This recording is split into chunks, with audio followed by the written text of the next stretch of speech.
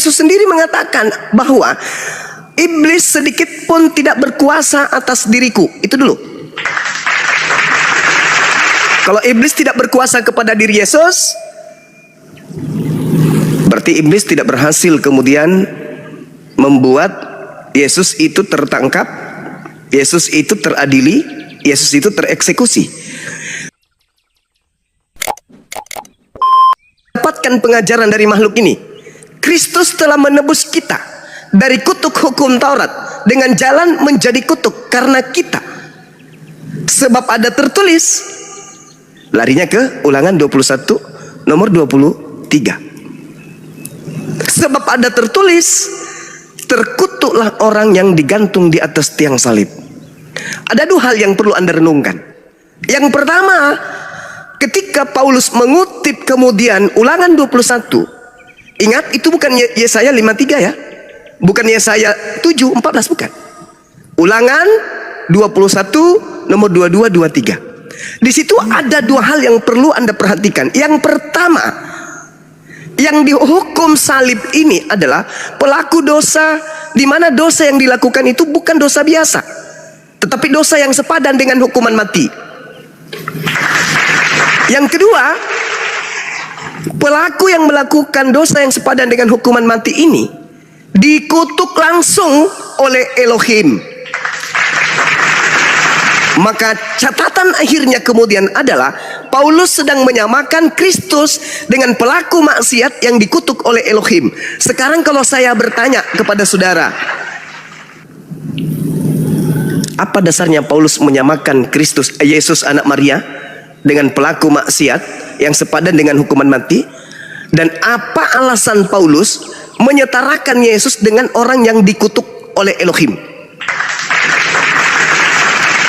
Tolong terangkan kepada saya dua hal ini. Apa alasan Paulus menyetarakan Yesus orang suci, orang benar, orang yang dikasihi oleh Elohim? Yesus sendiri mengatakan, Bapa berkenan kepadaku dan tidak membiarkan aku seorang diri disebabkan aku senantiasa melakukan apa yang berkenan di dalam hatinya. Yohanes 8 nomor 31. Yohanes 8 nomor 29. Nah, oleh karena itu dua hal ini yang perlu saya minta keterangan dari saudara.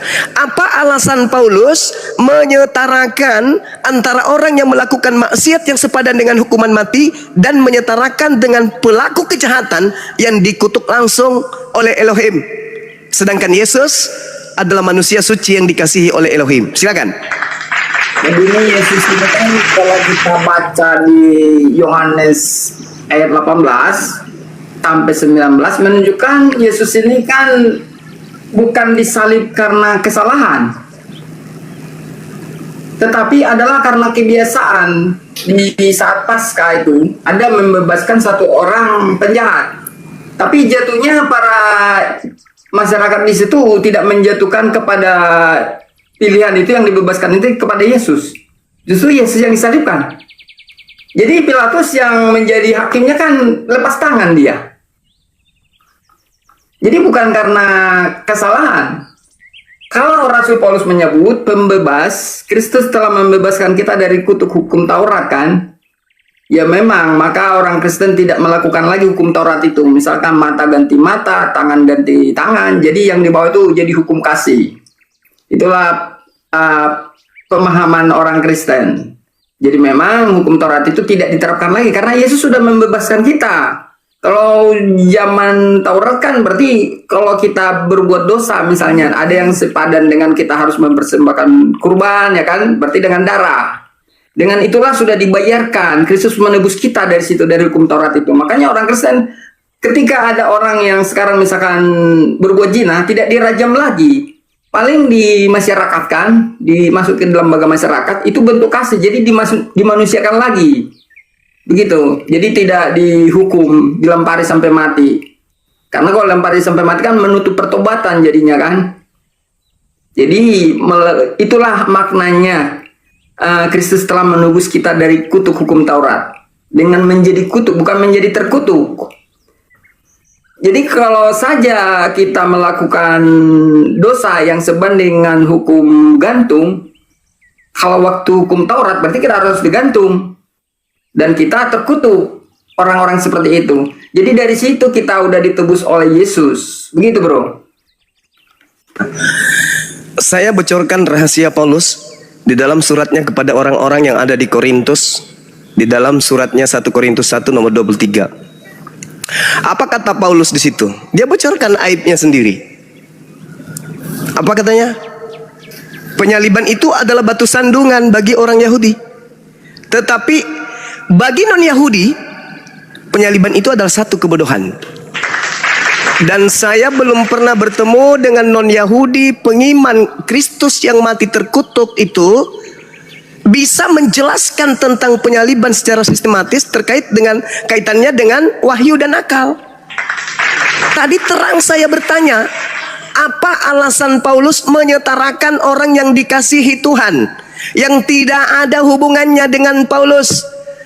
Yesus tidak pernah menyentuh sehelai bulu Paulus, begitu juga sebaliknya. Yesus tidak pernah menyebutkan nama Paulus, begitu juga kemudian murid-muridnya. Tetapi kenapa kemudian Paulus dengan gagah berani mengajarkan sesuatu yang justru bertentangan dan sangat menjijikkan gitu loh. Kenapa sangat menjijikkan? Karena dia sedang menyetarakan dengan orang suci ini dengan seorang penjahat yang dosanya sepadan dengan hukuman mati, sehingga Elohim harus turun tangan untuk mengutuk pelaku tersebut. Apa yang ingin dijual oleh Paulus? Kata Paulus, dosa-dosa kita lah yang harusnya kita tanggungkan, tetapi dia yang tadinya tidak berdosa, dia yang tadinya suci, telah menjadi kotor, telah menjadi najis, telah menjadi kutuk karena dosa kita. Pertanyaan sederhana saya adalah, ketika hukum-hukum Tuhan datang kepada Bani Israel dan orang-orang Roma yang dikristenkan oleh Paulus tidak melakukan hukum Taurat, apakah mereka dikutuk? Misalnya, terkutuklah orang yang makan suap di dalam Ulangan 27 nomor 25. Lalu orang Roma, orang Yunani, orang Indonesia makan suap. Apakah hukuman terkutuk ini berlaku bagi mereka?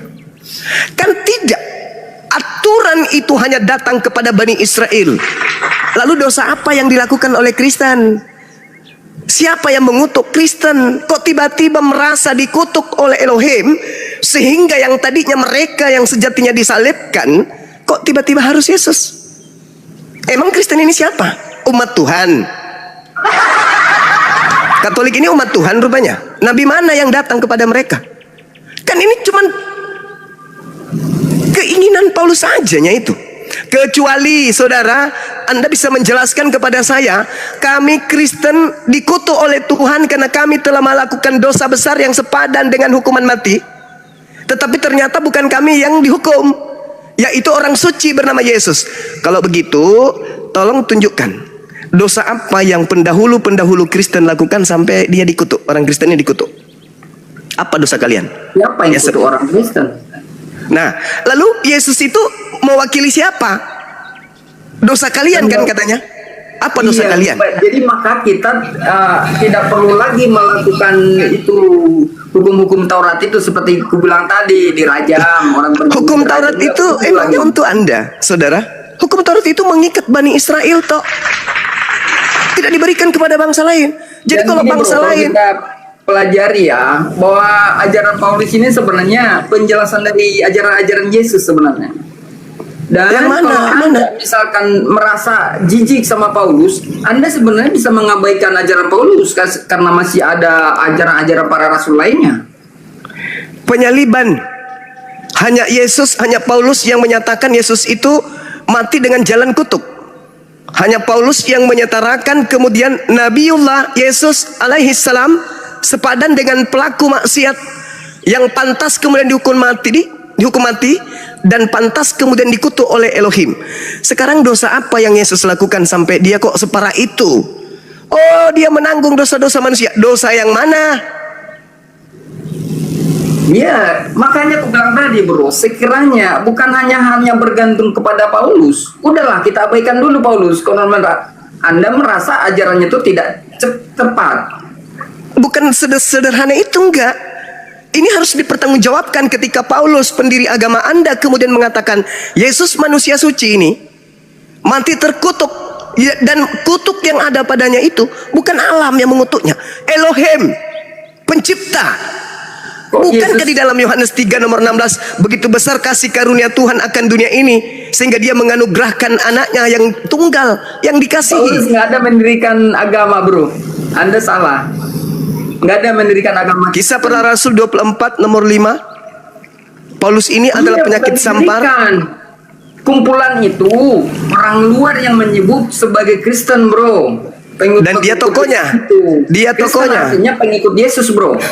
Saudaraku, Dan ada deklarasi dari Paulus mendirikan Kristen. Enggak. Satu-satunya manusia yang melakukan surat menyurat ke berbagai kota dan kelompok hanya Paulus. Dia yang mengajak kemudian orang-orang yang sudah punya Tuhan untuk kemudian berpindah menuhankan Yesus. Itu satu. Kemudian ini harus diselesaikan ini, karena di sini akarnya. Penyelewengan ajaran Nabi Yesus mulai dari sini. Makanya dikatakan sendiri, dibocorkan sendiri rahasianya bahwa penyaliban itu adalah suatu kebodohan bagi non-Yahudi. Maksudnya apa? Harus bodoh orang yang percaya kepada penyaliban itu karena tidak rasional dan menabrak wahyu. Semuanya ditabrak. Yesus orang mulia, Yesus orang dikasihi, Yesus adalah anak yang dimana. Ajaran Paulus ini hanya salah satu, bro. Gak bisa, bang, gak bisa. Kecuali Anda ingin mengatakan bahwasanya hukum Tuhan yang datang kepada Musa itu berlaku kepada kita juga, orang Indonesia. Ini Dan kita tidak, kok banyak kali ngocehnya ya, nggak paham.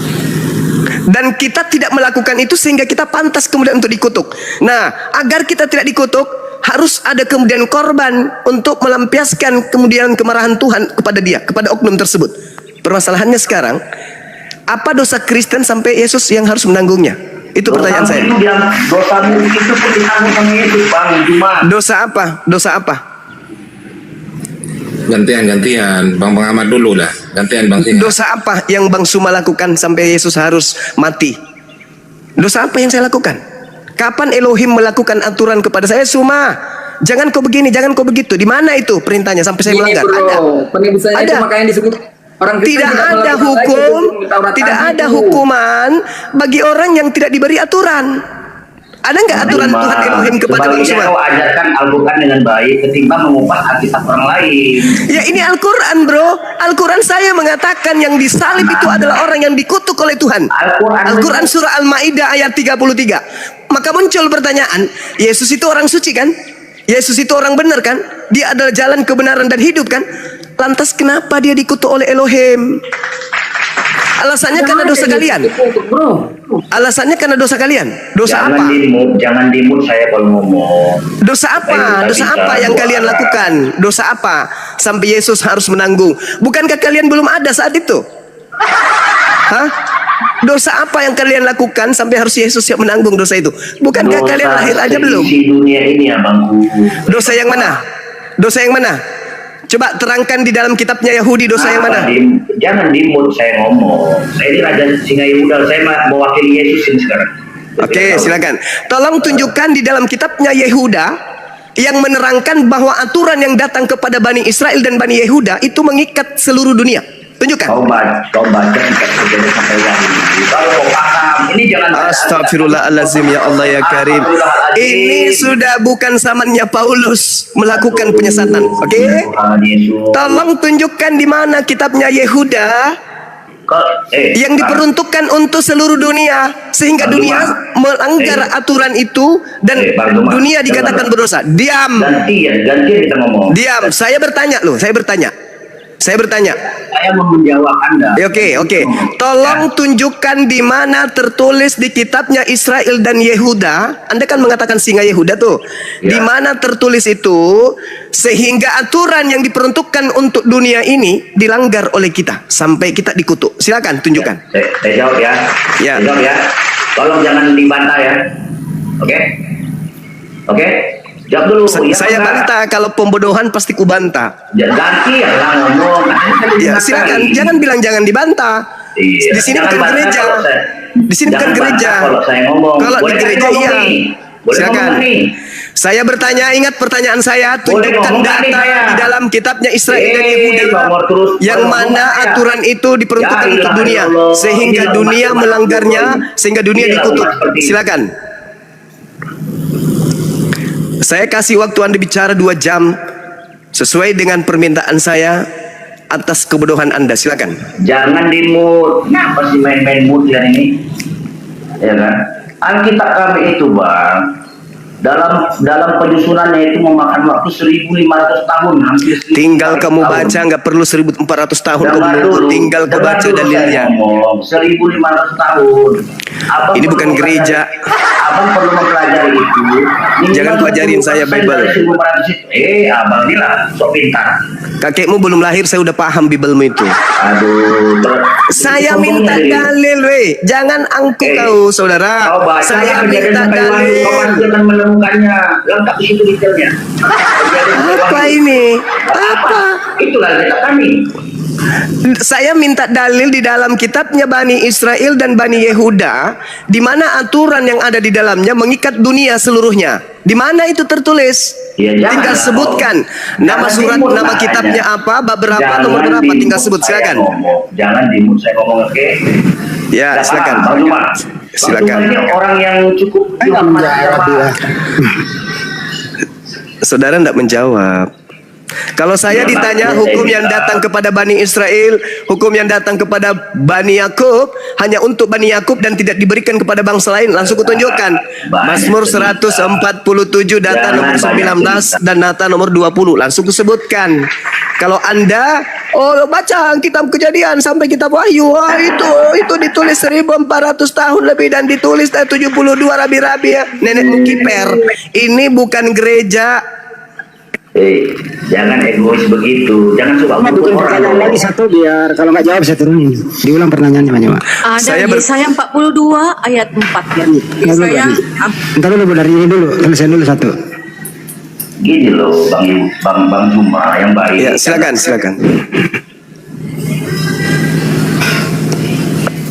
Jangan dimut sayanya.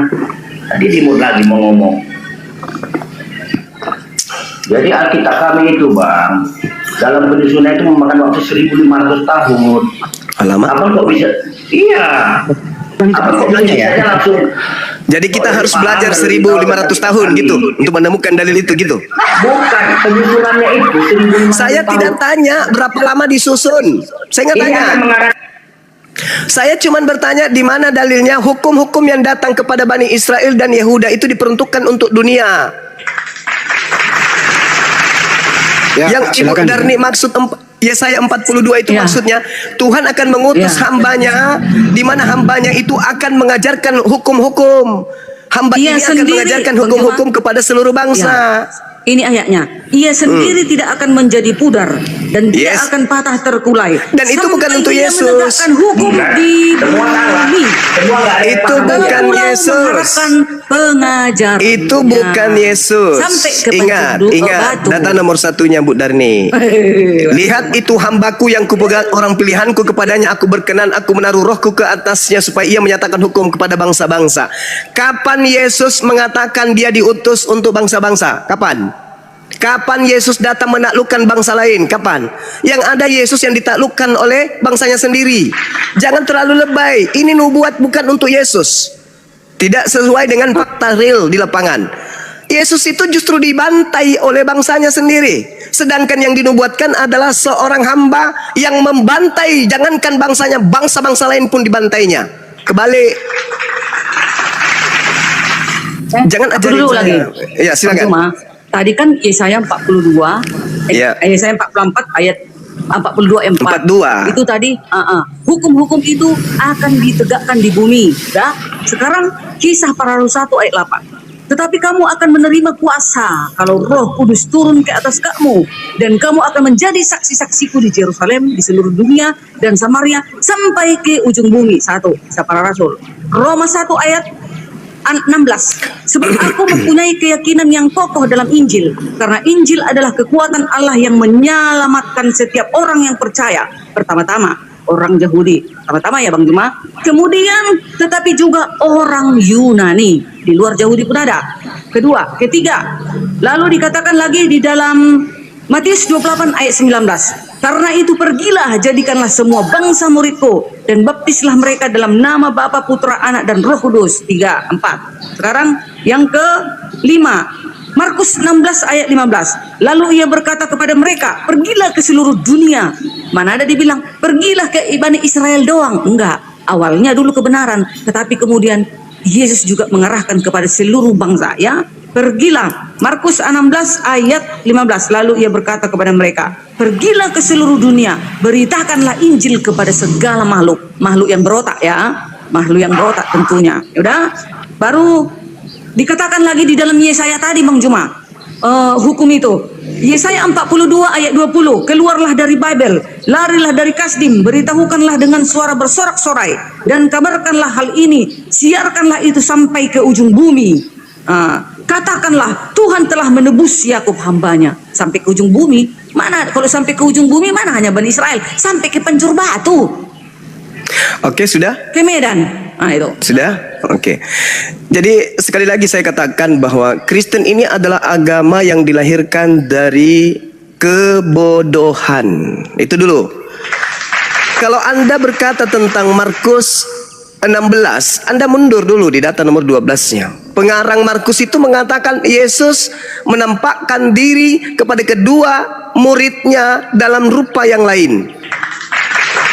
Ini catatan-catatan yang muncul belakangan, cerita-cerita yang dibangun belakangan, dan itu sudah di luar daripada pengajaran Yesus. Sehingga apa yang terjadi?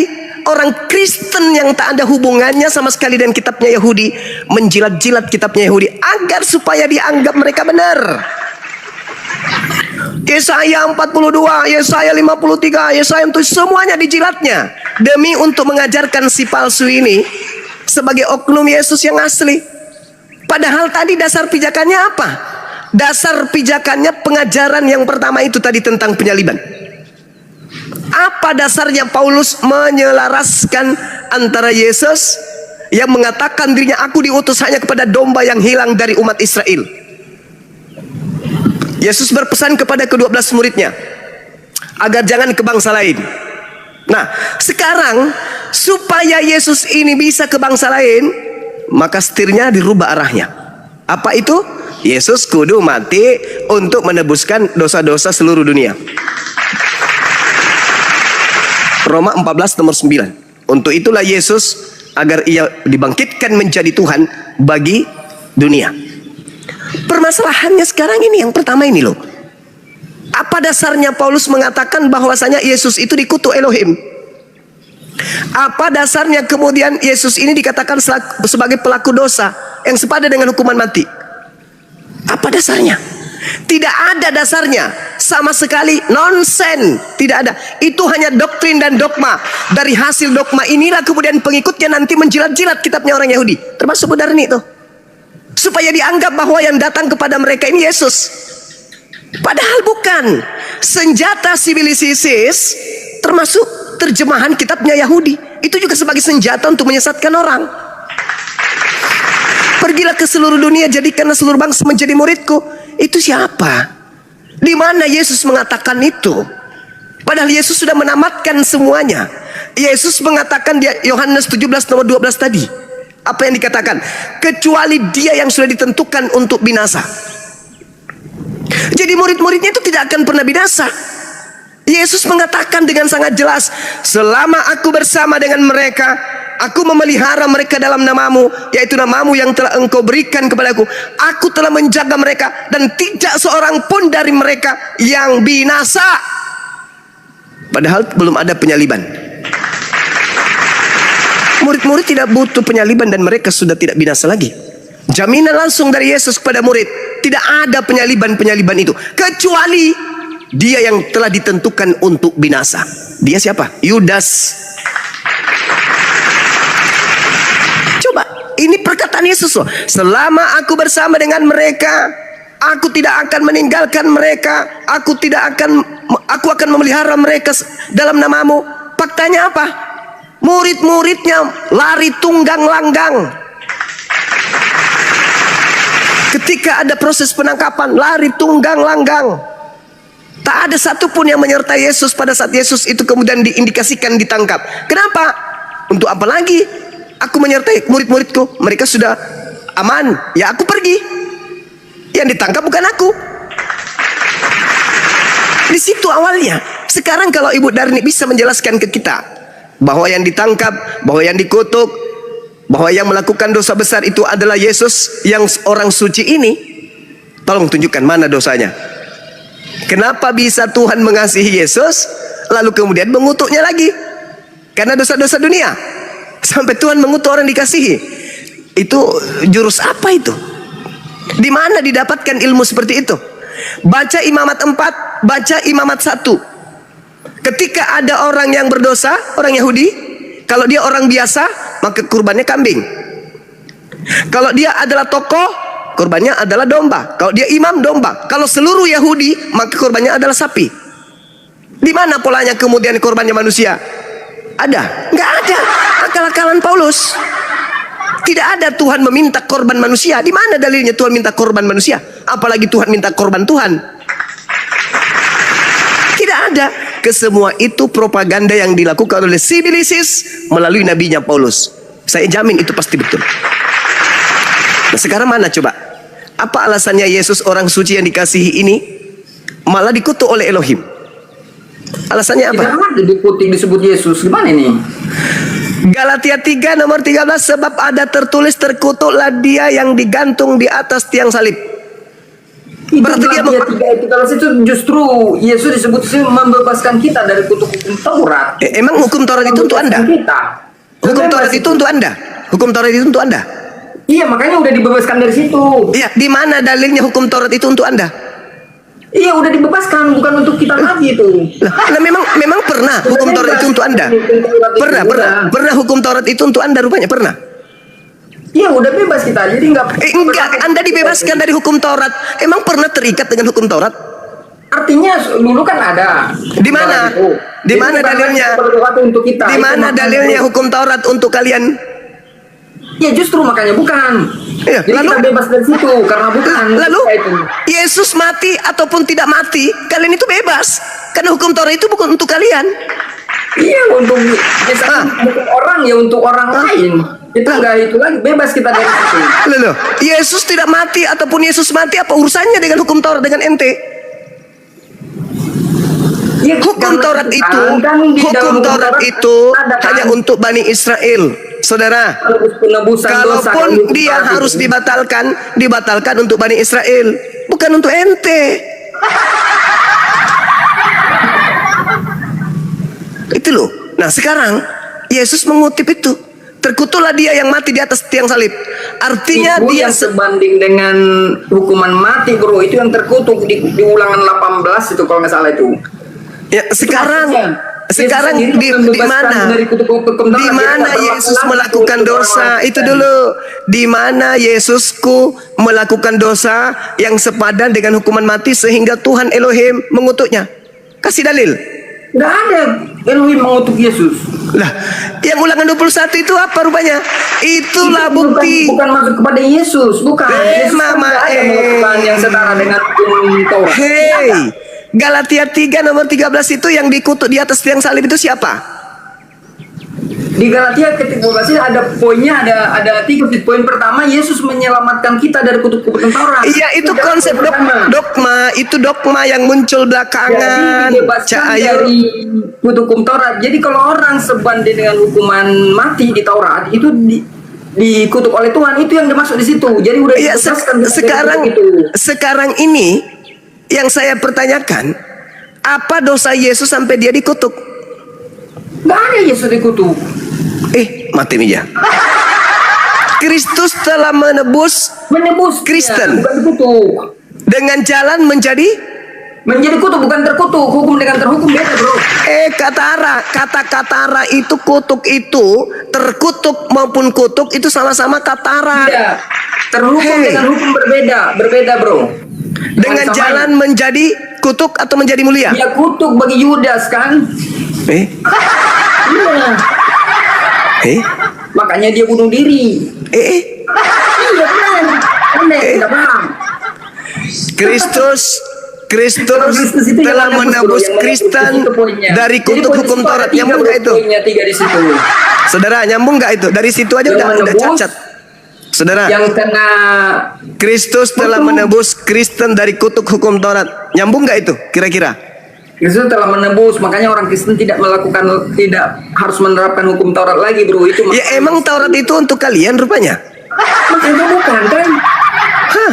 Tidak lagi, karena udah kita bebas dari situ. Memang pernah Taurat itu untuk kalian?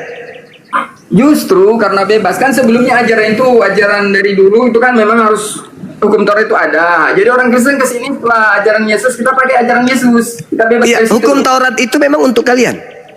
Iya, makanya kita bebas dari situ, dibebaskan oleh Yesus, bro. Pertanyaan saya ulang lagi. Hukum Taurat itu memang untuk saudara? Untuk orang lain tuh kita udah bebas dari situ. Kok udah bebas? Memang pernah terikat Anda dengan Taurat? Anda pernah terikat dengan Taurat? Enggak begitu maknanya. Sebelum Yesus mati di salib, Taurat itu untuk Anda, terikat kepada Anda juga? Ya enggak, aku aja belum lahir di puasa itu. Non Yahudi?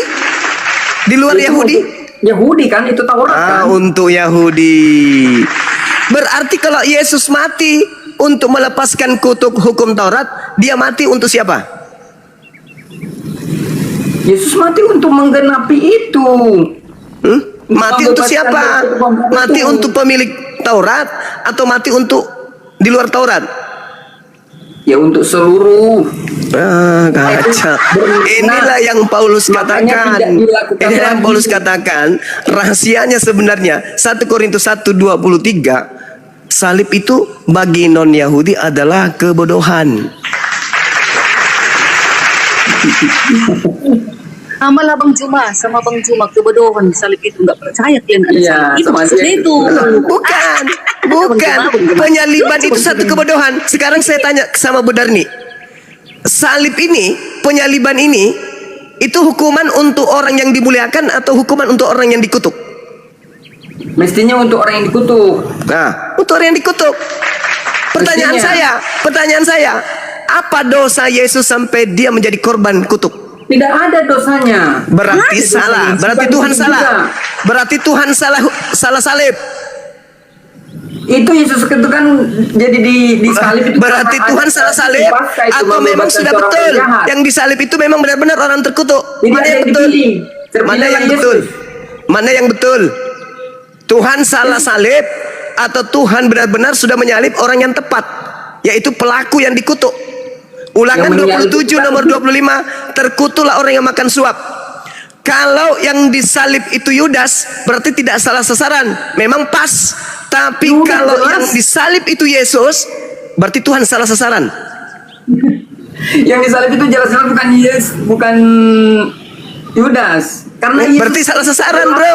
Perihal penyaliban itu, bro. Saya ulang lagi.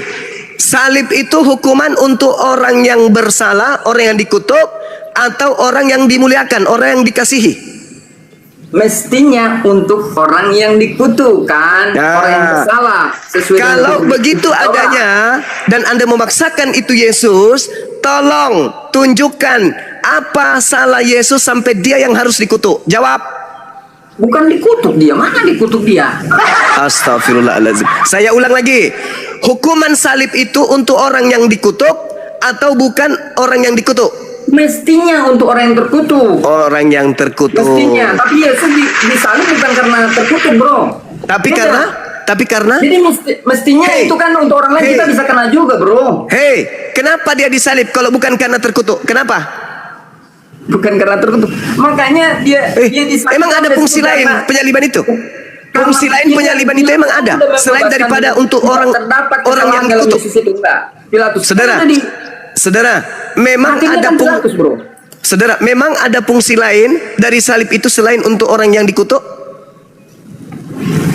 Jadi gini, bro, ya, aku jawab padamu. Makanya Yesus itu disebut firman yang hidup sebagai manusia, bro. Kamu Satu putar Yohanes lidahmu di 1. tiang listrik yang Jadi tegangan dari tinggi perihal sekalipun, itu, kamu tidak akan pernah belajar, bisa membodohi orang. Pertanyaan Tidak saya, membodohi, aku bisa ngajari Anda. fungsi salib itu adalah untuk menghukum orang yang dikutuk Tuhan. Itu fungsi salib. Banyak pelajaran yang kita ambil di dalam penyaliban itu, bro. Misalkan penyerahan diri, ada hidup setelah mati, mama bahwa kematian tidak berkuasa dalam mama diri Yesus. Banyak, bro. mama Banyak. Salib itu dengar, salib bagi orang Yahudi, hukuman bagi pelaku kejahatan yang sepadan dengan hukuman mati berdasarkan hukum Taurat. Dan itu pasti Mestinya. oknum yang dikutuk. Satu, Yang kedua, salib bagi Romawi adalah hukuman bagi pemberontak musuh negara. Yang mana yang bisa dinobatkan kepada Yesus? Yesus sebenarnya disalib bukan tidak sesuai dengan hukum Taurat, bro. Lah, lalu kenapa mengutip Ulangan 21? Saudara, kalau bukan yang jahat, kalau bukan karena Taurat, lalu kenapa Paulus mengutip Ulangan 21?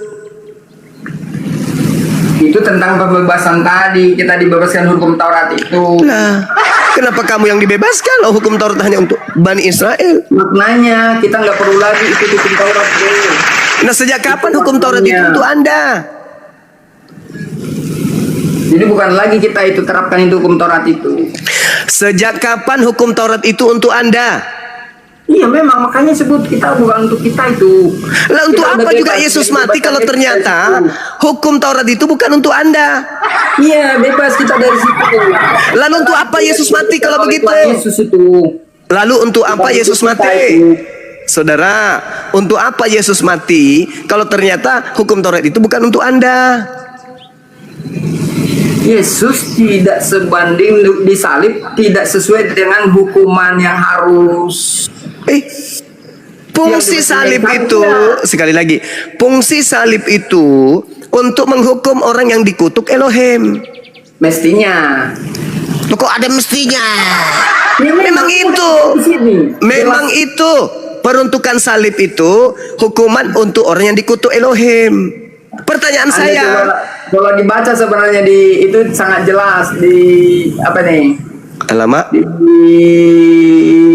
Pertanyaan saya, Di Yohanes 18 apa sampai dosa 19. yang dilakukan Yesus yang sepadan dengan hukuman mati sehingga dia pantas dikutuk oleh Elohim? Apa dosanya? Tidak sepadan. Tidak sepadan. Baik, kita dengarkan ya teman-teman sekalian. Saudara kita mengatakan tidak sepadan. Oke, sekarang Karena kita dia ambil. itu sudah Sekarang kita. diadili oleh Paulus. Sekarang kita Pilatus. ambil kawan. Tidak Yesus karena itu. Yesus tidak memenuhi syarat. Sekarang kita ambil kandidat satu lagi, Yudas.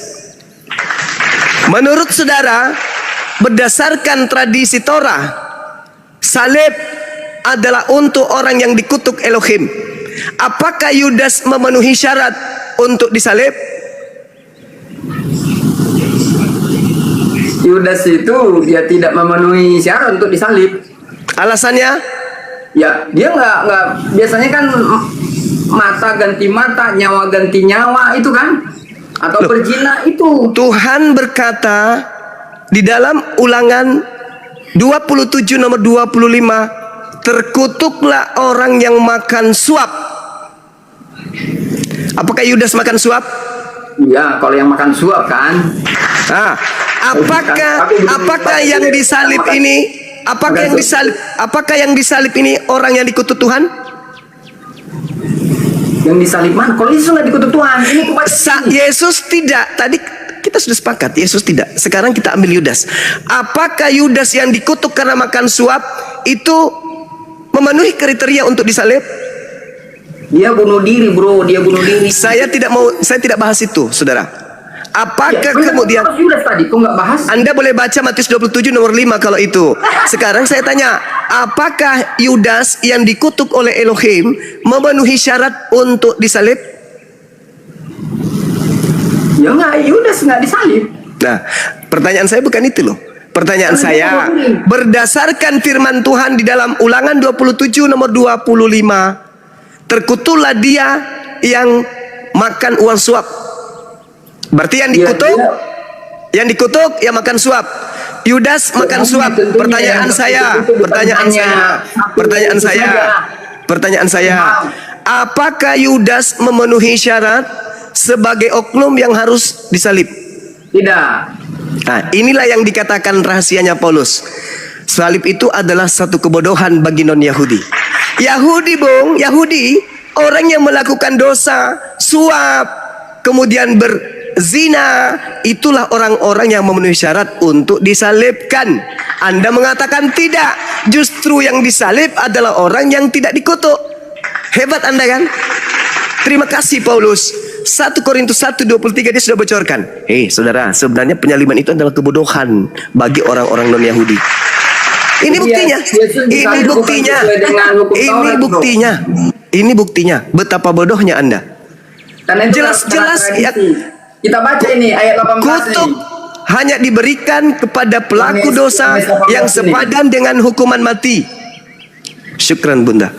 Jadi enggak karena Itu- sepadan hukuman mati Yesus disalib, enggak. Loh, kenapa Anda harus mendudukan Yesus sementara ada orang yang memenuhi syarat?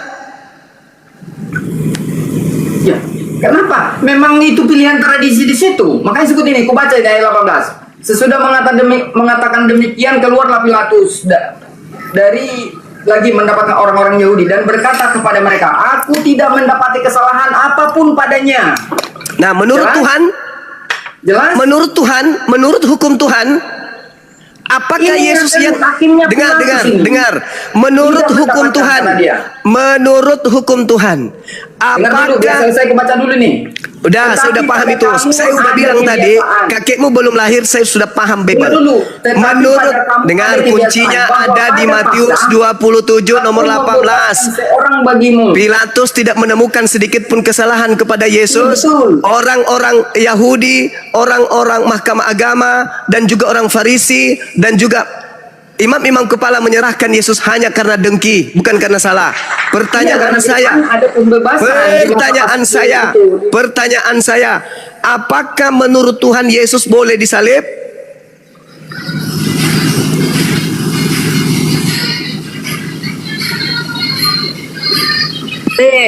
Karena Yesus yang layak menebus dosa dunia.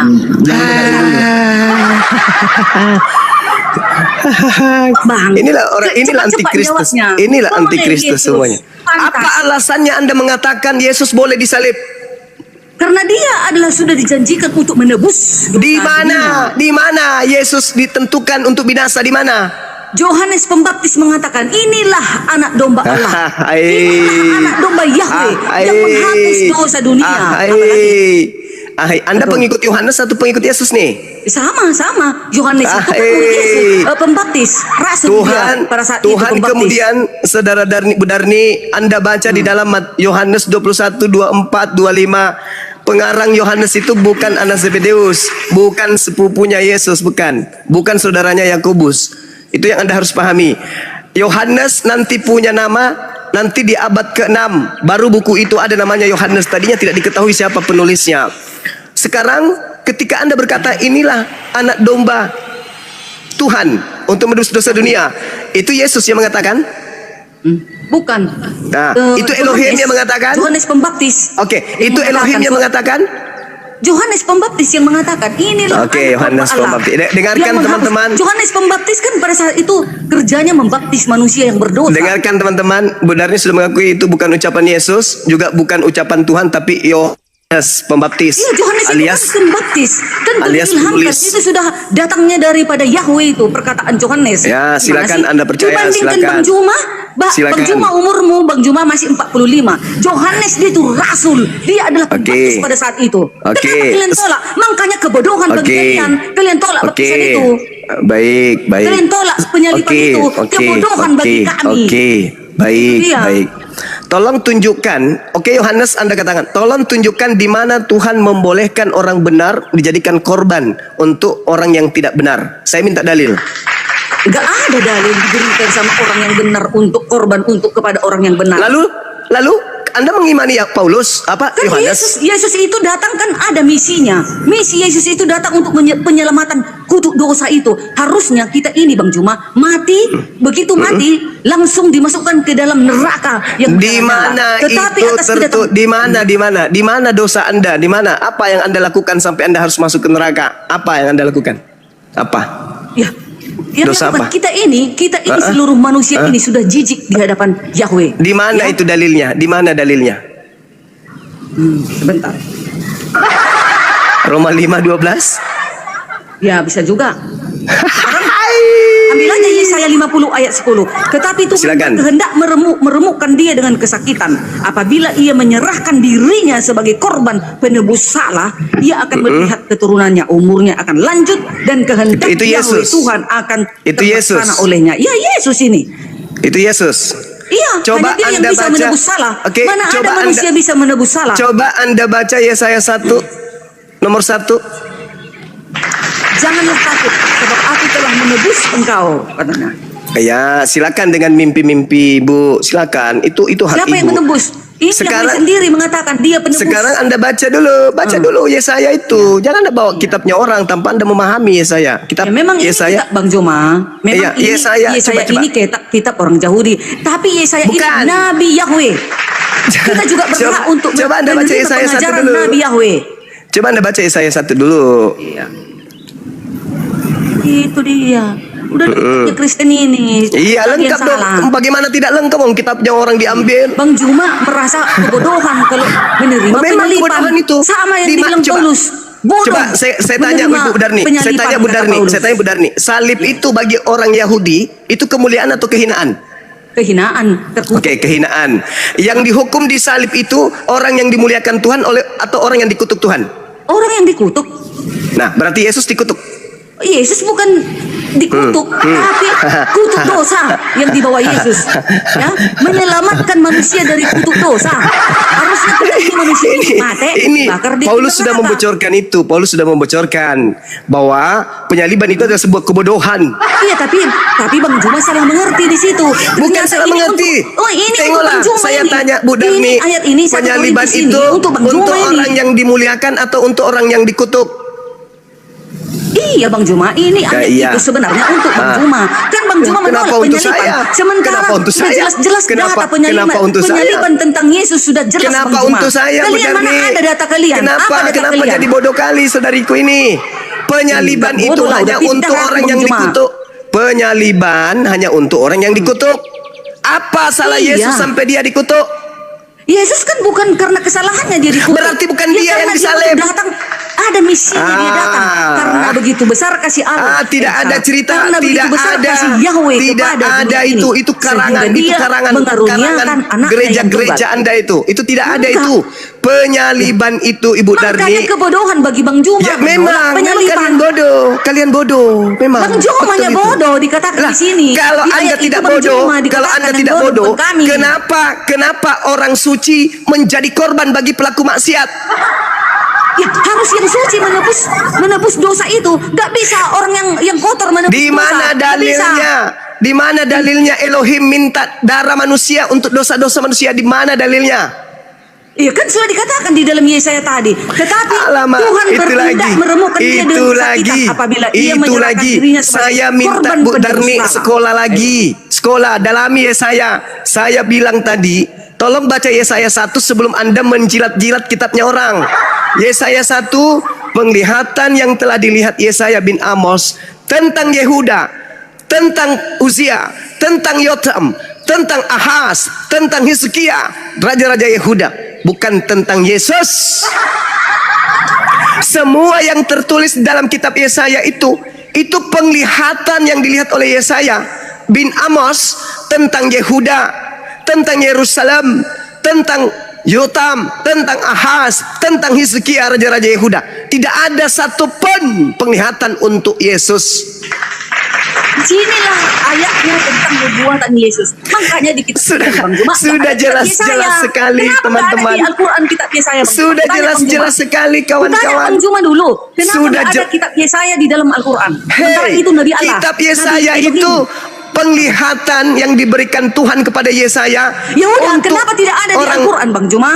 Kenapa nggak ada di Astagfirullahaladzim. Al-Quran ini? Kenapa harus ada di Al-Quran? Harus, karena ini adalah Alasannya Nabi apa? Elohim. Emang lu pikir Alasannya, gue karena ini kami adalah Kristen? Nabi Elohim, gak boleh dibuat. Emang kami, Tapi di ibu dalam pikir Bang kami ini Juma, serigala? Bang Juma di dalam Ibu pikir Al-Quran kami ini dikatakan, berimanlah penikmat engkau kitab kepada Spanyol. para nabi. Bang Juma, Hah? Bang Juma, Saudariku, dikatakan di- Bang Juma, kami bukan orang Kristen yang suka mencuri kitabnya Yahudi. Maaf. bukan mencuri. Lalu Harus apa ada haknya kita orang punya Kristen kitab menggunakan ini. perjanjian ini lama? Nabi kita juga ini, Bang Juma. Apa Nabi kita juga? Iya Aduh, dong. benar nih. Di gereja Seluruh boleh. nabi itu nabi kita kan ciptaan Tuhan. Di gereja boleh, di gereja boleh. Di sini Saya jangan. tanya dulu Bang Juma, kenapa tidak ada kitab Yesaya di dalam Al-Quran sementara Yesaya adalah nabi?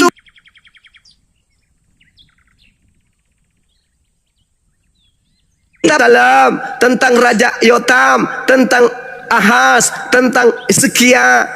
Ngapain dicerita di Al-Quran? Kalian buka Bang Juma, kitab Bu Darni benar. Izin. Teman-teman bantu tap layar ya, takut terungkat nih. Iya, iya. Tap layar ya, teman-teman Oke, ya. thank you. Masya Allah. Ya, Bu Makasih. Darni sambil minum dulu ya, Bu Darni ya, izin ya. Ya, teman-teman Jadi itu bantu tap tadi layar. itu pun penglihatan. aku sudah gondok aku sebenarnya juga Bang Juma. Bang Juma bilang dia sebagai dengan Yesus. Nah ini itu untuk kau Bang Juma. Tadi ku Ya. dengar Abang Juma bilang Bang Juma Siap. serupa dengan Yesus. Betul Mana dasarnya sekali. Bang Juma serupa dengan Yesus. Emang Dia Bang manusia, Juma ada dicatat aku pun akan datang ke manusia. dunia untuk menghakimi dunia. Yesus manusia, aku juga manusia. Dia datang sebagai manusia, datang. Sebelum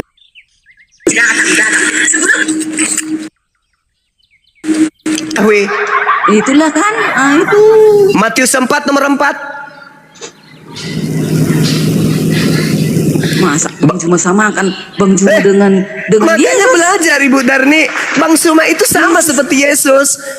Bang Juma, Firman yang Yesus keluar dari mulut Juma. Tuhan sama Bang Juma. seperti Yesus, itulah orangnya Bang Suma. Coba Anda baca Matius 4 nomor 4.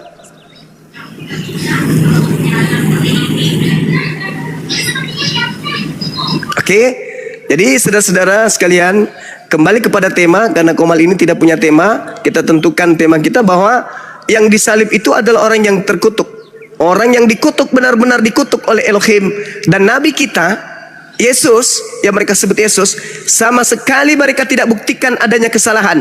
Mereka ini, orang-orang Kristen zaman sekarang ini, sama seperti orang Yahudi yang menolak Yesus dan pingin kali Yesus itu mati. Bedanya, orang Yahudi yang pingin Yesus mati dengan orang Kristen ini adalah orang Yahudi pingin Yesus mati karena mereka takut bangsa mereka dirampas oleh orang Roma. Sedangkan orang Kristen, mereka pingin kali Yesus mati karena mereka tidak punya nyali untuk mempertanggungjawabkan kelakuan mereka di hadapan pencipta langit dan bumi. Maka Yesus mereka jadikan sebagai itu kan tumbal kejadian masa lalu, bro. untuk dosa-dosa mereka. Jadi orang yang berkongko-kongko bersama dengan orang-orang yang ingin membunuh Yesus, kata Yesus di dalam Yohanes nomor 37 sampai nomor 44 adalah anak-anak setan. Saya simpulkan sekali lagi, kata Yesus di dalam Yohanes 8 nomor 37 sampai 44, mereka yang menginginkan kematian Yesus hanyalah anak-anak iblis. Makanya Yesus berkata kepada orang Kristen kelak, "Enyahlah daripadaku, kalian semua adalah pembuat kejahatan." Kenapa kalian dianggap sebagai pembuat kejahatan? Karena kalian adalah anak-anak setan. Siapa pembuat kejahatan? Dalil, kalian siapa lagi? Dari mana? Hai, kalian mengajarkan Nabi Allah mati terkutuk. Nggak ada kami sebut mati terkutuk. Lalu yang menebus dosa kalian itu siapa? Ya bukan mati terkutuk. Dalilnya sudah sangat jelas. Memberi tebusan. Galatia 3 nomor 13 masih juga kau sembunyikan itu. Nah, inilah kebodohan kan? Jelas-jelas Beda. Kristus telah menebus Kristen dari kutuk dengan jalan kutuk. Sebab Kristen, sebab ada tertulis terkutuk dia yang mati di atas tiang salib. Ente mengatakan dia tidak terkutuk. Itulah bodohnya saudara. Itulah jahilnya saudara. Itulah zolimnya saudara. Sadarilah, kalian memperjuangkan agar Yesus itu dibunuh, agar yang mati itu Yesus. Tak ubahnya seperti orang Yahudi, tak ubahnya seperti iblis yang merasuki Yudas agar Yesus itu mati. Antara kalian Kristen dengan iblis sama-sama menginginkan kemudian kematian terhadap Yesus. Orang Kristen sekarang itu masalahnya. Saudara, ente semua Kristen dengan setan yang merasuki Yudas sama-sama ingin Yesus itu mati. Ente semua dan iblis satu misi. Ya sudah. Satu misi kalian itu, menginginkan orang suci mati untuk kemaksiatan. Padahal di dalam Keluaran 23 nomor 7, apa kata Elohim di sana? Kalau Anda belajar, di sana terekam, sabar, di sana terekam. Salah itu. Kan itu masa lalu, bro, masa yang sudah terjadi. Kok menginginkan lagi sekarang? Kena tombak ya. Kena tombak, gurunda, kena. Begitulah Artinya maksudnya. Bang. sekarang ini Maria